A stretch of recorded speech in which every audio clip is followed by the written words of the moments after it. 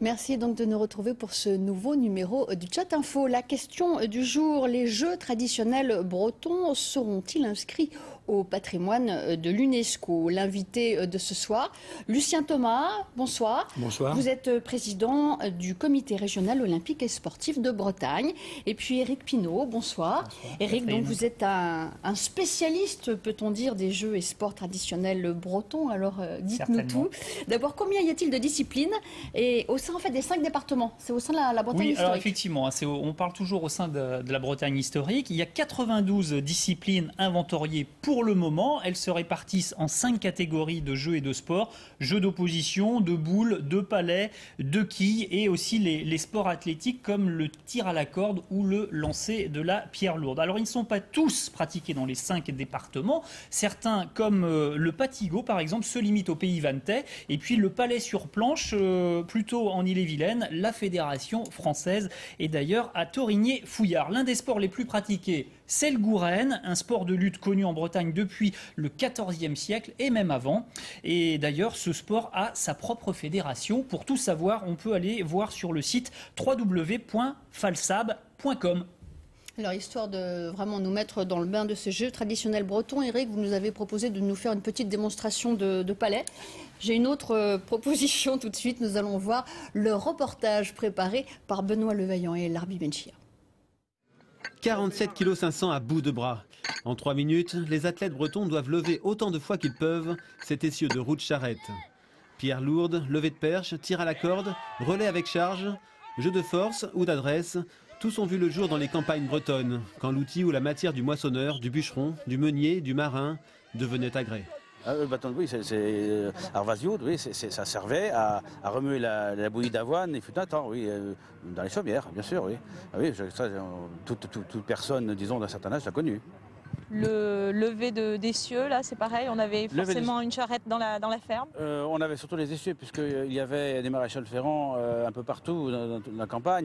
Et souvent en attendant de faire ferrer le cheval, eh bien, on pratiquait ces petits sports-là.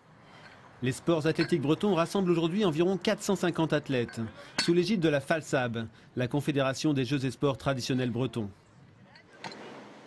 Autre ambiance à Quimper.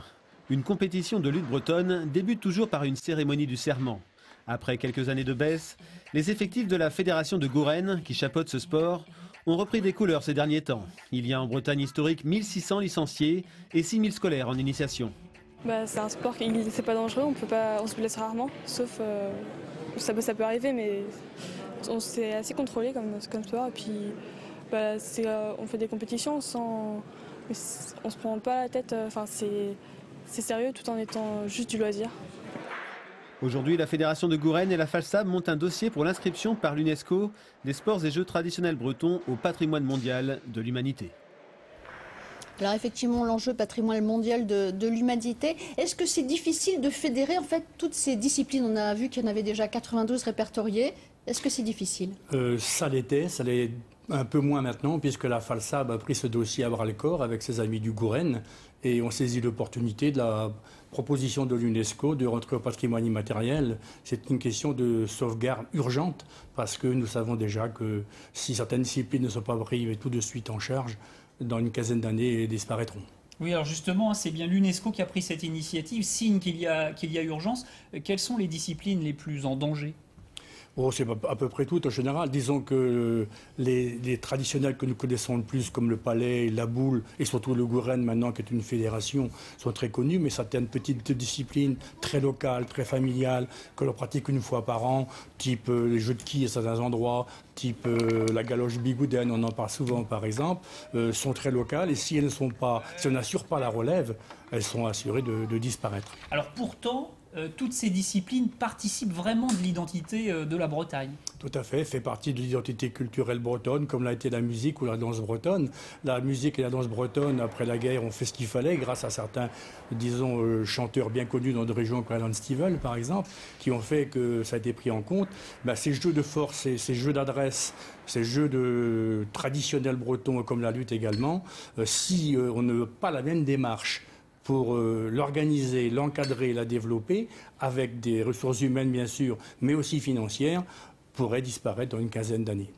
Tous ces jeux, d'ailleurs, favorisent l'échange intergénérationnel dans notre région. C'est tout à fait ce qui est remarquable. D'ailleurs, si vous assistez à des concours de boules, comme il y en a beaucoup l'été, par exemple, dans certains villages ou même dans les grandes villes, ce qui est assez étonnant à voir, c'est souvent des petits-enfants qui jouent avec leur grand-père plutôt qu'avec leur père, par exemple. Et aussi, on y voit de plus en plus le secteur féminin qui apparaît, des jeunes filles, des mamans qui jouent aussi avec leurs petits-enfants ou leurs enfants. C'est le côté convivial qui est très intéressant. Il y a aussi un enjeu économique à sauvegarder toutes ces disciplines. Oui, parce que vous savez que beaucoup de personnes viennent en vacances en Bretagne, pas uniquement pour bronzer, on sait très bien qu'on bronze beaucoup en Bretagne, mais aussi parce qu'il y a une identité qui est très forte en Bretagne. Cette identité est marquée et affirmée par, je l'ai parlé, par la culture, la danse et la musique, mais aussi par les jeux traditionnels et le Gouren qui apparaissent maintenant également dans les grands festivals comme l'Orient ou comme le Fête de Cornouailles de Quimper, parce que ça fait partie de la culture, de l'identité culturelle bretonne. Les gens viennent voir ces manifestations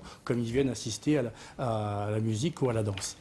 Cela va passer, ce sera ma dernière question peut-être, par la création d'un office des jeux et sports traditionnels. Ça va vraiment se mettre en place? C'est une première préconisation. Ça fait 1 an que la FALSAB et le Gouren travaillent sur ce dossier. Ils ont ciblé ce qu'il faut sauvegarder rapidement.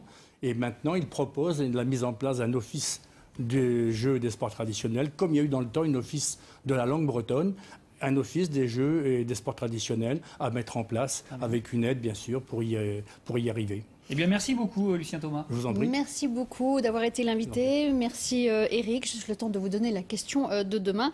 Le jardinage est-il vraiment une passion en Bretagne? Je vous souhaite une excellente soirée à tous et à demain. Bonsoir.